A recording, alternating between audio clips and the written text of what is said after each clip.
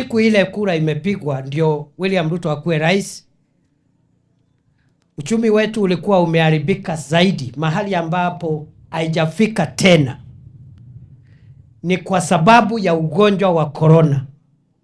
Kwa sababu corona ilikuwa imefunga uchumi kwa takriban miaka miwili. Hatukuwa tunaenda shambani, hatukuwa tunaenda sokoni, hatukuwa tunasafiri, biashara zote zikafungwa.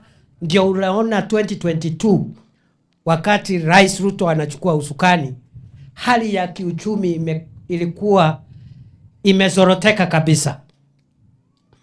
Lakini katika safari ambayo tumekuwa nayo ya miaka miwili na nusu, kuna vile tumepiga hatua kidogo, lakini hatua muhimu katika kujaribu kudhibiti makali ya uchumi kwa mwananchi.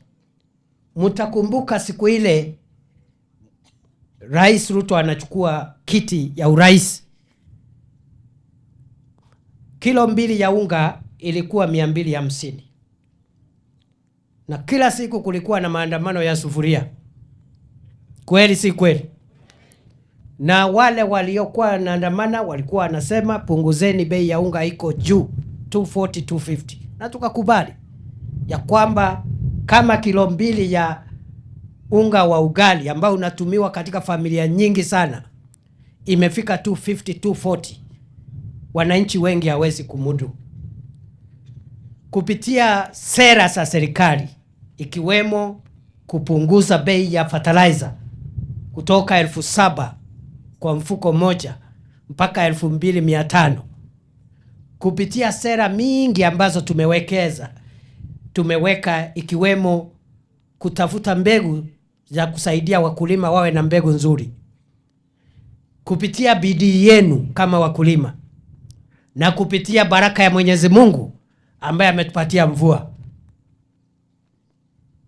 Kuna baraka ya Mungu, kuna bidii ya mkulima, na kuna bidii ya serikali ya kupunguza bei ya fertilizer, bei ya mbegu na kusaidia wakulima.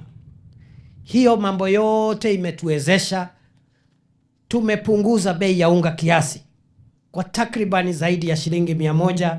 Sasa iko 150 140 hapo, na bado tunang'ang'ana nayo kwa sababu tungetaka iendelee kushuka hata zaidi, ifike shilingi 100 na chini ya shilingi 100.